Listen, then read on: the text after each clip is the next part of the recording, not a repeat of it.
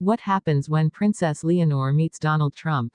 The world expected another ordinary diplomatic encounter. A handshake. A smile. A polite exchange of words. But when Princess Leonor, heir to the Spanish throne, stood face to face with former U.S. President Donald Trump, something extraordinary happened. It wasn't just politics. It wasn't just royalty. It was a collision of two worlds so different, yet so charged with meaning, that it left everyone watching with one burning question: what really happens when royalty meets power, when Spain's future queen meets America's most controversial leader? This is not just a story of a meeting. It is a story of culture, of legacy, of two figures who represent the past, the present, and the battles for the future. And what unfolded in that moment went far beyond the cameras, far beyond the headlines, into the very heart of diplomacy, identity, and history itself. From the very first instant, Leonor approached the encounter with her signature composure. Elegant, restrained, embodying centuries of Spanish monarchy. Every gesture carefully measured, yet deeply human. On the other side stood Donald Trump. Bold, outspoken, larger than life, with a presence that commands attention whether welcomed or not. Two contrasting styles. Two opposing worlds. Yet, when their eyes met, there was no denying the electricity. The whispers began immediately. Was this simply a courtesy meeting? Or did it signify something deeper? Spain's young princess, still shaping her identity as the future queen, standing before a man who once shaped American politics and global discourse with his unapologetic force. Observers could not help but draw comparisons. Leonor, the daughter of King Felipe and Queen Letizia, raised under the careful traditions of Spanish royalty, a symbol of continuity, grace, and the European ideal of monarchy. Trump, a figure of disruption, whose rise to power broke every expectation of American politics. Could they possibly find common ground? And if so, what would that mean for Spain, for Europe, for the world? The dinner setting was intimate yet tense. Every detail spoke of diplomacy: the polished silver, the muted lighting, the poised conversations. Leonor listened intently, her eyes reflecting the patience of someone far beyond her years. Trump spoke with his trademark confidence, his words filling the room with an energy that was impossible to ignore. But what surprised everyone was not his dominance, it was her response.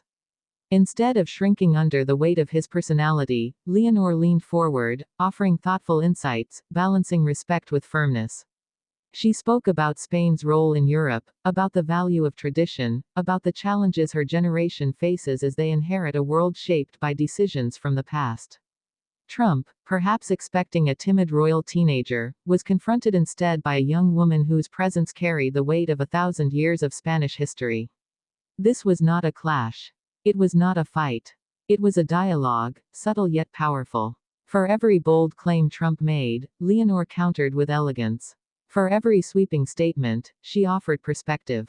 And slowly, the dynamic in the room began to shift.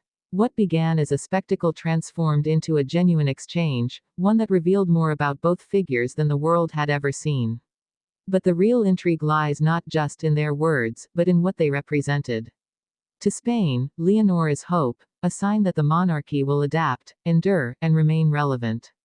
To America, Trump represents division, power, and the unpredictable force of populism. When these two forces collided, it was more than just a meeting.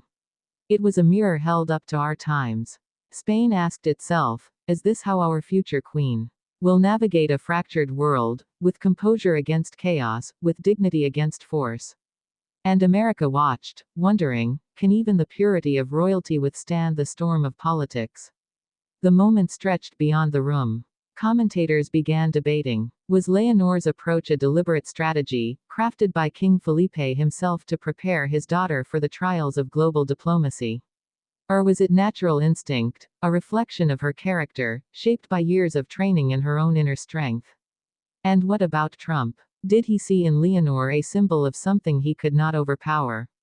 Did he, even for a fleeting moment, recognize that here stood a leader in the making? The answers remain layered, complex. But one thing is clear: this encounter will not be forgotten. It etched itself into the narrative of both Spain and the wider world. A princess not yet queen, but already carrying herself with the weight of a monarch. A leader who thrives on dominance, confronted by a young woman who refused to be overshadowed. As the evening drew to a close, the cameras captured the handshake once more. But to those who had witnessed the exchange up close, it was no longer just a handshake.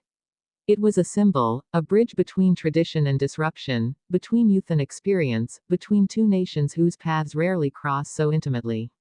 Spain returned home with questions, yes, but also with pride. For in Leonor's eyes, in her measured words, they saw a glimpse of the monarch she is destined to become. And Trump. He left the room perhaps surprised, perhaps impressed, but certainly reminded that not all power shouts, some power whispers, and still changes the room. So, what happens when Princess Leonor meets Donald Trump? The world expected sparks. Instead, it got something more powerful: respect, revelation, and the quiet certainty that the future of Spain rests in hands far stronger than anyone imagined. And now, the question lingers, not just for Spain, not just for America, but for us all. If Leonor can hold her ground against one of the most forceful figures of our time, what else will she achieve when the crown finally rests on her head?